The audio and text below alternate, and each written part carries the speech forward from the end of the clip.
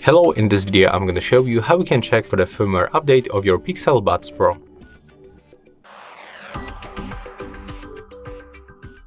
First of all, you have to scroll down in the Pixel application to go to the More settings, and then go to the firmware update.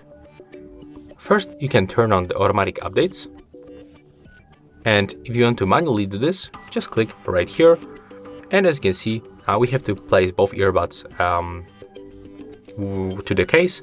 We have to be also connected, and we can listen audio during the update, but some features like the spatial audio with head tracking may be not temporarily visible. So the update will take around 15 minutes, and you have to just click on the start button, and now just wait on the screen instruction. Basically just wait for the update to be on your earbuds. And yeah, that's all for this video. Hope you like it.